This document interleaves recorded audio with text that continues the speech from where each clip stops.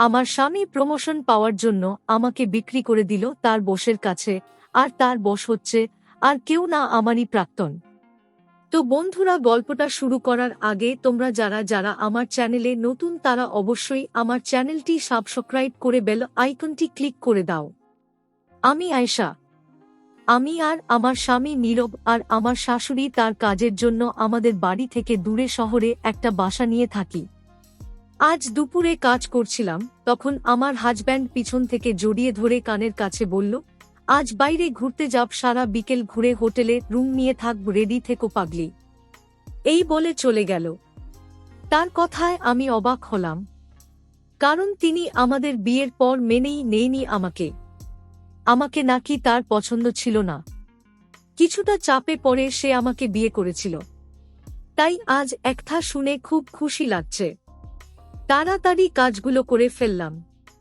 কাজ শেষ করে আয়নার সামনে গিয়ে নিজের সাথে নিজেই কথা বলতে লাগলাম। হঠাৎ একটা মেসেজ আসলো, তিনি দিয়েছেন মেসেজটি, একটু সুন্দর করে সাজবে আর বেডের কোনায় একটা ব্যাগ রেখেছি, তার মধ্যে শাড়ি রেখেছি, পরে নিও। আমি তাড়াতাড়ি ব্যাগটা নিলাম। ব্যাগ খুলে দেখি নীল শাড়ির ওপর গোল্ডেন কালারের কাজ করা। শাড়িটা এত ভালো লাগলো যা বোঝাতে পারবো না। তার প্রথম গিফট এটা। খুব যত্ন করে শাড়িটা পরলাম, ম্যাচিং কানের দুল, চুড়ি, নেকলেস আর চোখে কাজল, চুল ফুলিয়ে বাঁধলাম। আমি রেডি হয়ে আয়নার দিকে তাকিয়ে আছি, কোন কিছুর কমতি আছে কিনা সেটা দেখছি। তিনি পিছনে এসে দাঁড়ালেন, বললেন, আয়েশা, তোমাকে তো অত্যন্ত সুন্দর লাগছে, এবার চলো, বেরোতে হবে, নয়তো লেট হয়ে যাবে। আমিও বেরিয়ে পড়লাম। অনেক জায়গা ঘুরলাম। বিকেল গড়িয়ে রাত হয়ে আসলো। সে একটা হোটেলে নিয়ে গেল আমাকে। অনেক সুন্দর পরিবেশ। রুম ছিল আমাদের দুজনের জন্য। গিয়েই তো আমি শকড, কারণ বেডে হৃদয় বসে আছে, মানে আমার প্রাক্তন। আমার স্বামী বলল, স্যার দিয়ে গেলাম, আমার দিকটা একটু ভাববেন প্রমোশন নিয়ে। আমি বললাম, আপনি কোথায় যাচ্ছেন আর উনি এখানে কেন? বলল, স্যারের কাছে জিজ্ঞেস করে নিও। এই বলে সে চলে গেল দরজা আটকিয়ে। আমিও দরজা ধাক্কা দিতে লাগলাম। আমার এক অজানা ভয়ে কেঁপে উঠল বুকটা। হৃদয় বলল, দরজা ধাক্কা দিয়ে লাভ নেই। কোটি টাকার বিনিময়ে তোমাকে আমার কাছে বিক্রি করে গেছে তোমার হাজব্যান্ড। কথাটা যেন বুকে এসে লাগল। বললাম, কি বলছেন আপনি? ঠিকই বলছি। কার সাথে বিয়ে করলে যে তোমাকে শুধু প্রমোশন পাওয়ার জন্য তার বসের কাছে বিক্রি করে দিল? ছি। কথাটি আমার চারিদিকে ঘুরে ঘুরে বলতে লাগল। আমার যেন দম বন্ধ হয়ে আসছে, চোখ দিয়ে টপ করে পানি পড়ছে। নিজেকে আজ বোকা মনে হচ্ছে। কাকে ভালোবাসি আমি? না প্রথম ভালোবাসা ঠিক ছিল, না প্রথম বিয়ে। তারপর সে বলতে লাগল, সেদিন যদি আমাদের বন্ধুদের খুশি করতে তাহলে কিছুই হতো না। আর কি জানো, আমি তোমাকে টাচ করব না, কারণ আমি জানি আজকের পর তোমাকে আমার কাছেই আসতে হবে। তখন ইচ্ছে মতো না হয় করব। এরপর হৃদয় হাসতে লাগল।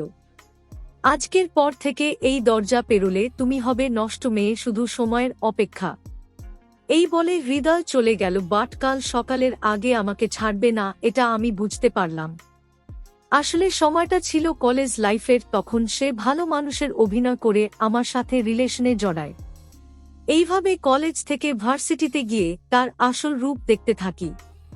একদিন তো মেসেজের মাধ্যমে তার রুচির প্রমাণ দেখান তিনি। তার বন্ধুদের সাথে ফুর্তি করতে বলেন। আমি রাজি হইনি, সেজন্য বলে আমাকে যেখানেই পাবে মেরে দেবে। আমি বাঁচার জন্য বাড়ি থেকে বেরোনো বন্ধ করে দিই। তারই মধ্যে আমার বিয়ে ঠিক হয় নীরবের সাথে। হৃদয়ের হাত থেকে বাঁচার জন্য আমি রাজি হতে বাধ্য হই, বাট আজ এই পরিস্থিতির শিকার হলাম আমি। বিয়ের পর জানতে পারি আমার হাজবেন্ডের চরিত্র ভালো নয়। বিয়ের পরও বেডরুমে অনেক মেয়ে নিয়ে এসেছে আমার চোখের সামনে, কিন্তু আমি নিশ্চুপ। সৎ মা থাকলে তো এরকম পরিবারেই আমাকে বিয়ে দেবেন। অন্যায় না করেও আজ আমি শাস্তি পাচ্ছি। সকালে হৃদয় আমার শ্বশুর বাড়ির সামনে নামিয়ে দিল। শ্বশুর বাড়িতে পা দিতে শাশুড়ি বললেন, অন্যজনের সাথে রাতে মুখ পুড়িয়ে বাড়িতে পা দিবি না। বুঝলাম নীরব নিজের দোষ থাকতে আমার উপর দোষ চাপিয়েছে। আমাকে ঘাট ধাক্কা দিয়ে বের করে দিল বাড়ি থেকে।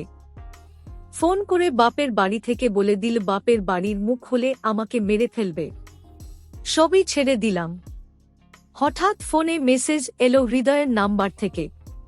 বন্ধুরা, তোমরা কিন্তু আমাকে মোটেই ভালোবাসো না দেখছি। এখনো আমার চ্যানেলটা সাবস্ক্রাইব করোনি কেন? জলদি জলদি আমার চ্যানেলটা সাবস্ক্রাইব করে দাও তো, না হলে এরকম দারুণ সব গল্প তোমাদের সাথে শেয়ার করব কি করে?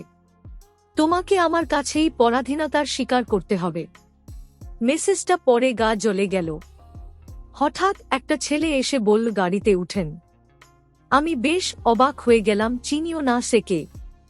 না, আর কারোর ওপর বিশ্বাস কিছুতেই করব না, এই বলে হাঁটতে লাগলাম। তিনি আবার বলল, না হলে আমার নাকি বিপদ হবে। কিসের আর বিপদের ভয়? যা বিপদ তা তো হয়েই গেছে। আর পিছনে তাকালাম না। তিনি পিছন থেকে এসে ঘাড়ে কি যেন ফুটিয়ে দিল। আমি সাথে সাথে অজ্ঞান হয়ে গেলাম। তারপর আমার আর কিছু মনে নেই। যখন জ্ঞান ফিরল তখন নূপুর আন্টিকে দেখলাম এবং তাকে জড়িয়ে কাঁদতে থাকলাম। আমার কান্না দেখে নূপুর আন্টি বিভ্রান্তে পড়ে গেল। বারেবার জিজ্ঞেস করছে, কি হয়েছে তোর? শুনলাম তোর স্বামী নাকি তোকে ডিভোর্স দিয়েছে। আমি এবার কিছুটা চমকে উঠলাম। নূপুর আন্টি জানল কোথা থেকে? কান্না কোনরকম থামিয়ে তার থেকে দূরে সরে আসলাম। আন্টি বলল, কি হয়েছে তোর, বল মা। আমি নিশ্চুপ। আন্টি বলল, তুই তো আগে এই আন্টিকে সব বলতিস, এখন কেন চুপ করে আছিস? আন্টিকে যদি সব বলে দিই তাহলে তিনিও তো আমাকে তাড়িয়ে দেবে, আর এরপর ওই মানুষগুলো তো আমাকে শেষ করে দেবে। যেভাবেই হোক একটা আশ্রয় পেয়েছি।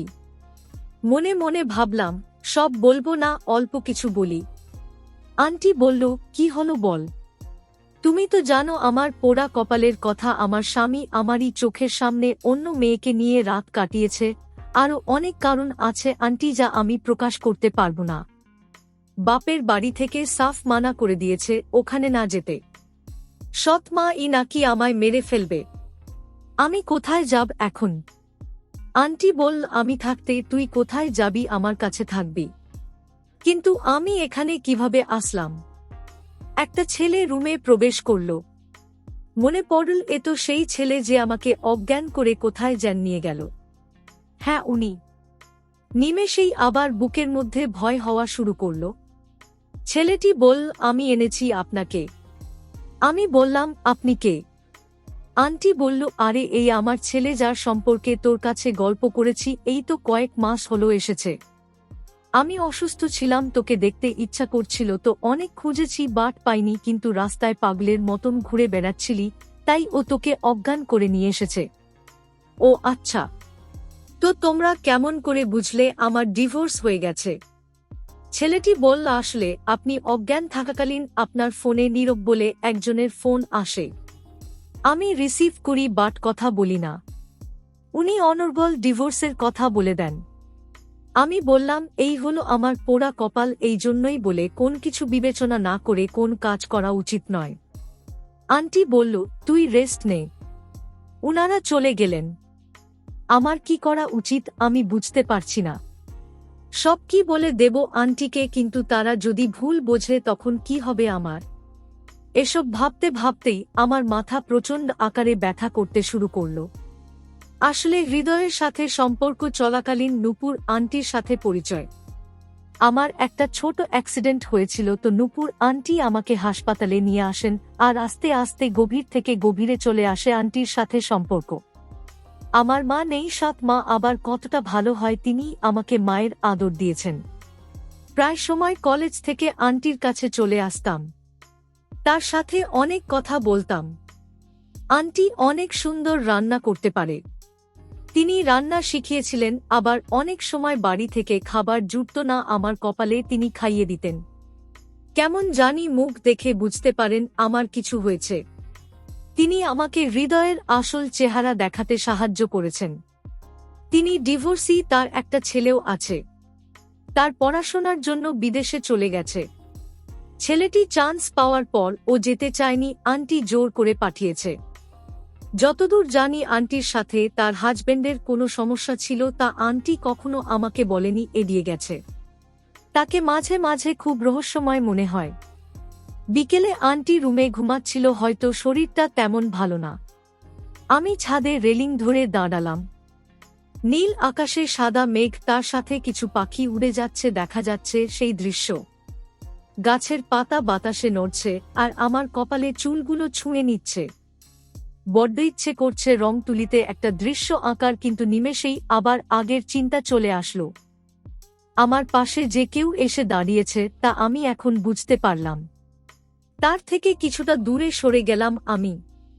ছেলেটি বলল, আপনার কথা আমি আম্মুর কাছ থেকে অনেক শুনেছি, আপনার নাম আয়েশা, সবাই আশু বলে ডাকে, তাই তো? আমি বললাম, জি। আপনার পরিচয়? আমার নাম শুভ্র আহমেদ। পড়ালেখা শেষ করলাম, এবার চাকরির খোঁজের পালা। চাকরি হয়েই গেছে বিদেশে, বাট এই কটা দিন একটু শান্তিতে কাটাতে চাই, তাই আম্মুকে দেখতে এসেছি। ও তো আম্মুর কথা মনে পড়ে না আপনার? আম্মুকে আমি অনেকবার বলেছি আমার কাছে চলে আসতে, আসেনি। আর তারপর আমি দেশে ফিরতে চেয়েছি, কিন্তু তাও আম্মু ফিরতে দেয়নি। কি জানি কি হয় তার।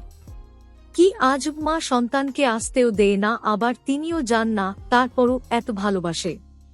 কেন জানি একটু গোয়েন্দা হতে ইচ্ছে করছে, বাট গোয়েন্দার জানি না, কেমন জানি খটকা লাগারই কথা।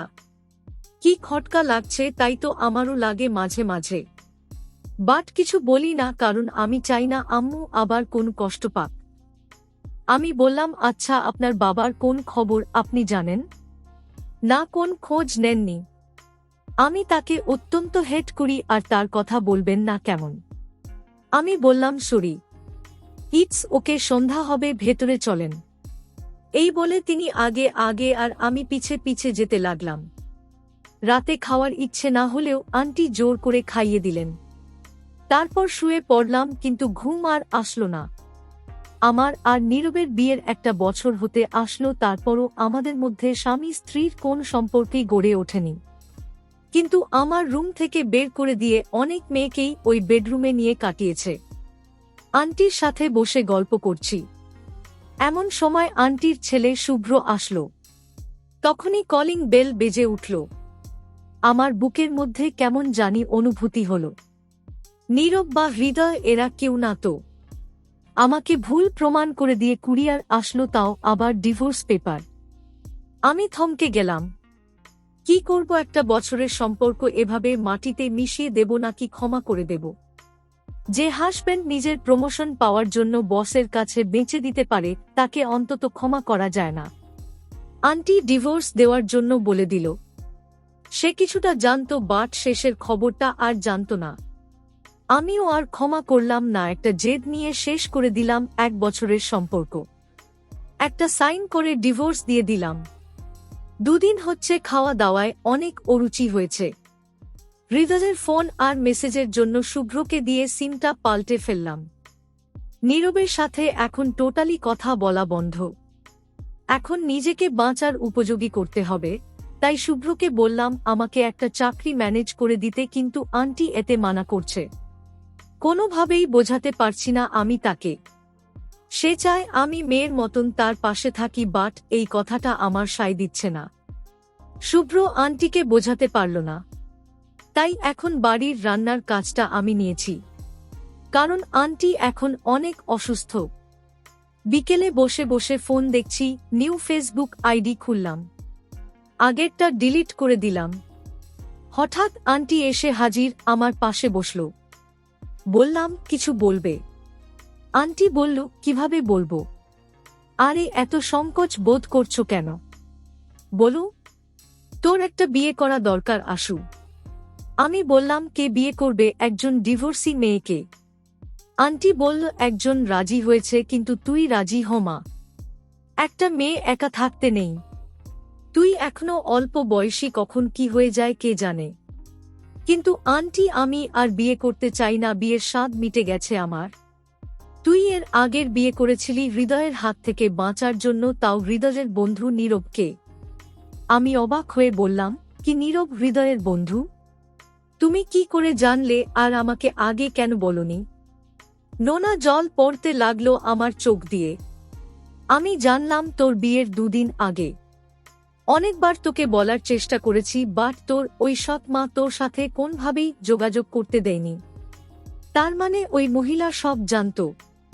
তাকে টাকা দিয়েছে এই কাজটা করার জন্য হৃদয়। এই নিয়ে 4 জন মেয়ের জীবন নষ্ট করেছে। 3 জন মেয়েকে তাদের জালে ফাঁসিয়েছে, আর এখন তুই বাকি। সব শুনে আমার শরীর অবশ হয়ে আছে, কেউ যেন গলা টিপে ধরছে আমাকে। এতটাই কষ্ট হচ্ছে যে আন্টিকে কিছু প্রশ্ন করতেই ভুলে গেছি। আন্টি আমাকে জড়িয়ে ধরল। আমার কষ্ট তিনিও সহ্য করতে পারছে না। এই একটা মানুষ যে আমার মুখ থেকেই সব বুঝে যেত, কেন এমন মানুষকে আমার মা হিসেবে পাঠালেন। আমি কিছুটা স্বাভাবিক হলাম। বললাম, তুমি যেন কি বলতে গেছিলে? তুই শুভ্রকে বিয়ে কর। আমি আরেক দফা অবাক হলাম শুভ্রর নামটা শুনে। এত শিক্ষিত ছেলে একজন ডিভোর্সি মেয়েকে বিয়ে করবে, তাও আবার 5 দিনের পরিচয়। বিষয়টা খুব অদ্ভুত। কি হলো, কিছু বলছিস না যে? আমাকে একটু সময় দাও আন্টি, আমি একটু ভাবতে চাই। শুভ্র রাজি। ভাব, কিন্তু 2-3 দিনের মধ্যে। আমার হাতে অত সময় নেই, মানে আর শুভ্র আবার বিদেশে যাবে না তাই। আচ্ছা তুই চিন্তা কর, আমি শুভ্রকে কফি দিয়ে আসি। এই বলে চলে গেল আন্টি। আমার মাথায় হাজার চিন্তার চাপ দিল। আমার সাথে যা যা হয়েছে তা তো আন্টি বা কাউকে বলা হয়নি। এগুলো বললে হয়তো রাজি হবে না। এগুলো কি করে বলি তাকে? সে তো আমার সাথে ঠিকমতো কথাই বলে না। যখন সবাই ঘুমিয়ে পড়ল তখন আমি তার রুমে গেলাম। রুম একবার খটখটাতেই তিনি দরজা খুলে দিলেন। আপনার সাথে কিছু কথা বলার ছিল। শুভ্র বলল, ও আসুন। আমি বললাম, আপনার কি ঘুমের ডিস্টার্ব করলাম? সে বলল, না, আমি কাজ করছিলাম। বলুন, কি বলবেন? আপনি বিয়েতে রাজি হয়েছেন কেন? আমি কিছু কথা বলতে চাই আপনাকে। হ্যাঁ বলুন। আমি সব খুলে বললাম তাকে। বলতে বলতে কখন যে চোখ দিয়ে পানি এসেছে খেয়াল করিনি। আমি চাই না আপনার জীবনটা নষ্ট করতে। আপনি যদি আন্টির কথায় রাজি হন তাহলে আমি এই বিয়ে ভেঙে দেব। এই বলে আমি চলে আসতে লাগলাম, তিনি পিছন থেকে ডাকল, আমি এই বিয়েতে রাজি। আর এই নিন একটা রুমাল এগিয়ে দিল। আমি তার দিকে অপলকভাবে তাকিয়ে আছি আর ভাবছি এত কিছুর পরও তিনি রাজি। আমার হাতে তিনি রুমাল ধরিয়ে চোখ মুছতে বলল, এত কিছুতে আমি তোমার দোষ কোথাও খুঁজে পেলাম না। আমার মায়ের ইচ্ছায় শেষ ইচ্ছা। তুমিও রাজি হয়ে যাও, আমি সর্বোচ্চ দিয়ে তোমাকে আগের মতন করব। একটা মানুষ কিভাবে এতটা ভালো হতে পারে আমার বিশ্বাসের বাইরে। কারণ আজ পর্যন্ত যাদের ভালো ভেবেছি তারাই আসল রূপ দেখিয়েছে, তাই একটা ভয় মনের ভিতরে কুড়ে কুড়ে খাচ্ছে আমাকে। জানেন, আমার আম্মু কিন্তু ডিভোর্সি। জানি না কি কারণ, কে আমার বাবা ছিলেন। আমি আপনাকে বিয়ে করতে চাই কারণ আপনার তো কোন দোষ নেই। আপনার আরেকটা সুযোগ পাওয়া উচিত, বাকিটা আপনার ইচ্ছা। আমি চাই আপনি আপনার মতামতকে গুরুত্ব দিবেন আর ঘুমিয়ে পড়ুন। এসব বিষয়ে আর ভাবতে হবে না। আমিও তারপর চলে আসলাম। ভাবতে ভাবতে কখন যে ঘুমিয়ে পড়েছি জানা নেই, কেমন জানি শান্তি ফিল হচ্ছে। সকালে ঘুম থেকে উঠে ফ্রেশ হয়ে নিচে চলে আসলাম। এসেই আন্টির একই প্যাচাল, কি ভাবলি বল? আমিও বিয়েতে মত দিয়ে দিলাম। কেন রাজি হলাম তার কোন নির্দিষ্ট কারণ বলতে পারবো না। কেউ জানলে আমাকে নিয়ে সমালোচনা করবে, কারণ 3 দিন আগে ডিভোর্স পেপারে সাইন করলাম আর 5 দিনের পরিচয় একজনকে বিয়ে করব। জানি না ভাগ্য আমাকে আর কতর অবধি টানবে। আন্টি খুশির ঠেলায় আজই বিয়ে ঠিক করে দিল। রাতে শুভ্র বাড়ি এসে আন্টির পাগলামো দেখে অনেক রাগ করে সে বলে দিয়েছে 1 মাসের আগে তিনি বিয়ে করবেন না। আমাকে সে আরো ভালোভাবে চিনতে চায়।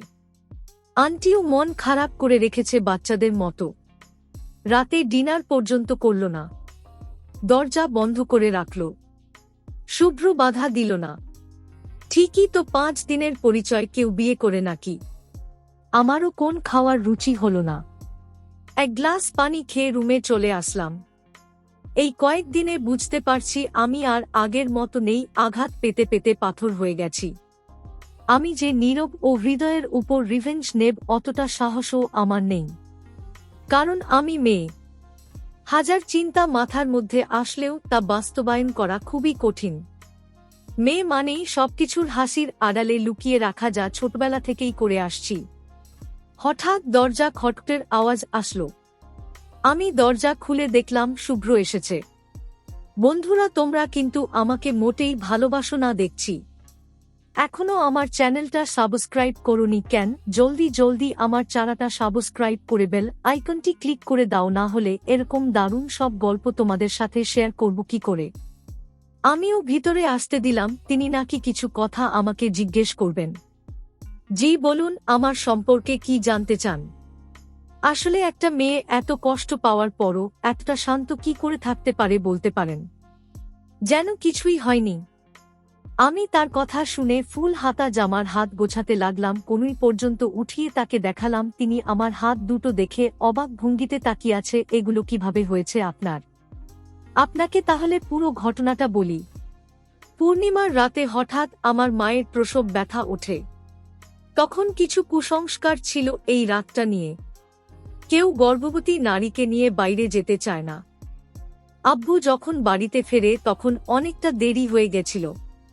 খুব তাড়াতাড়ি এসব বিপত্তি সরিয়ে আম্মুকে একটা ক্লিনিকে ভর্তি করা হয়। পরিচিত ডাক্তার ছিল, তিনি আম্মুর ডেলিভারি করেন। কিন্তু আম্মু আর সেই দিন চোখ খুলল না। আমাকে জন্ম দিতে গিয়ে তিনি মারা গেলেন। আব্বু আমাকে সহ্য করতে পারত না, কারণ আব্বুর লাভ ম্যারেজ ছিল। তিনি ভেবেছিলেন আমার জন্যই আম্মু মারা গেছে। তার কিছু মাস পর আব্বুকে জোর করে বিয়ে দেওয়া হলো। মেয়েটা ছিল গরিব। সব মেনেই বিয়ে করলেন আব্বুকে। আব্বু তার কয়েকদিন পরই আর্মিতে যোগ দিলেন, আর আমি বড় হতে লাগলাম। যখন ক্লাস 9-এ পড়ি তখন থেকে সৎ মায়ের অত্যাচার শুরু হলো। শুধু দাদুর জন্য কিছু করতে পারিনি, তিনি মারা যান। আমি কোন অন্যায় করলে একটা শাস্তি ছিল। গ্যাসে খুন্তি গরম করে আমার হাতে চেপে ধরত। আমি চিৎকার করলেও ছাড়ত না। তিনি একটা দীর্ঘশ্বাস নেয়ার পর আবার শুরু করলাম। জানেন, হাতের জ্বালার কারণে অনেকবার জ্বর আসতো। আব্বু আমার সাথে কথাও বলতো না। ছুটিতে আসলে আমি ভিতরে ভিতরে পুড়ে শেষ হয়ে গেছি। আর তারপর আসলো হৃদয়ের বেইমানি। আমি এর মাঝে একবার সুইসাইড করারও ট্রাই করেছিলাম, বাট করতে পারিনি। এখন আমার এক অবস্থা। হাজার অত্যাচার করলেও আমি সবার মাঝে হাসতে শিখে গেছি। আমার জীবনী শুনিয়ে আজ আমি কাঁদলাম না, কিন্তু তার চোখের দিকে তাকিয়ে দেখলাম কয়েকবার গড়িয়ে পড়েছে পানি। তিনি আমাকে খুব জোরে জড়িয়ে ধরলেন, এতটা আপন করে জড়িয়ে ধরলেন যে আমার ভেতরে এক অন্যরকম অনুভূতি কাজ করতে লাগল।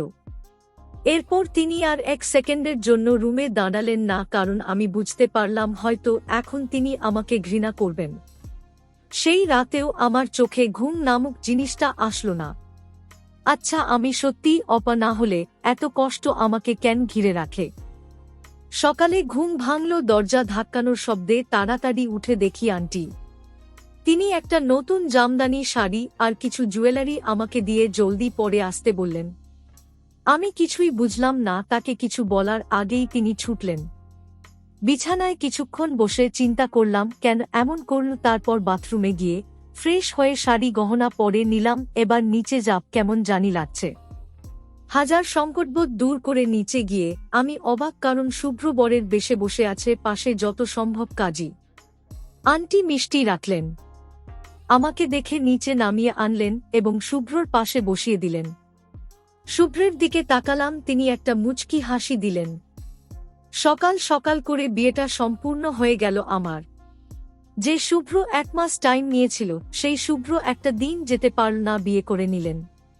একবারও জানানোর প্রয়োজন বোধ করলেন না। আন্টি তো মহা খুশি। সকালে বিয়ের কারণে আমি চেঞ্জ করে আন্টির হাতে হাতে কাজ করতে লাগলাম। কেমন জানি আজব লাগছে। কিছুক্ষণ পর নিজের রুমে এসে দরজা বন্ধ করে দিলাম। বুকের মধ্যে যেন ছিঁড়ে খাচ্ছে। এখন কেন মনে হচ্ছে বিয়েটা না হলেই ভালো হতো। আমি নীরবকে যে বড্ড ভালোবাসি। যতই তিনি আমার প্রাক্তন হোক না কেন, হাজার অন্যায় করুক, ভালোবাসায় তো ধোঁকা পাওয়ার পর আবারও কাউকে ভালোবেসেছিলাম। আমার আজ সেই দিনের মতন কষ্ট হচ্ছে। সেদিন রাতে নীরব তার রুম থেকে ধাক্কা দিয়ে বের করে দেয়, সেখানে অন্য নারীর সাথে সারা রাত কাটায়। তার দরজার পাশে আমি বসেছিলাম। না, আমি তো কম চেষ্টা করিনি তাকে পাওয়ার। সংসারটা টেকানোর কেন সবসময় সংসার টেকানোর ভার মেয়েদেরকে দেওয়া হয়? কেন মানিয়ে নিতে শিখিয়ে দেয়? এসব ভাবতে ভাবতে বিছানার সাথে শরীর এলিয়ে দিলাম। তার কিছুক্ষণ পর ঘুমের দেশে পা রাখলাম। আজ সব ক্লান্তি এতই ছিল যে যখন ঘুম ভাঙল তখন বিকেল। বাইরে আন্টি টেনশনে পাগল হয়ে উঠেছে। শুভ্র বাড়িতে ফেরেনি। আমি দরজা খুলে আন্টির কাছে যেতে না যেতেই তিনি ছট করে উঠলেন। খুব কষ্টে সামলালাম। রাত হয়ে গেল, এখনো তার আসার নাম নেই। আন্টি তার রুমের পরিপাটি করে দেখছেন বাসর রাতের জন্য, যেটা শুনতেই আমার ঘৃণা হতে লাগল। কেন জানি না তিনি 12টায় ফিরলেন। আন্টি চিৎকার শুরু করল তার উপর। তারপর রুমে আসলো, আমি বসেছিলাম। তিনি একটা বালিশ আর একটা কাঁথা সোফায় রাখল আর বলল, হয়তো এখন আমরা স্বামী স্ত্রী, কিন্তু আমি জানি তোমার মনের অবস্থাটা কেমন চলছে। আমি তোমার উপর অধিকার সেদিনই দেখাবো যেদিন তোমার মনে আমি জায়গা করে নিতে পারবো।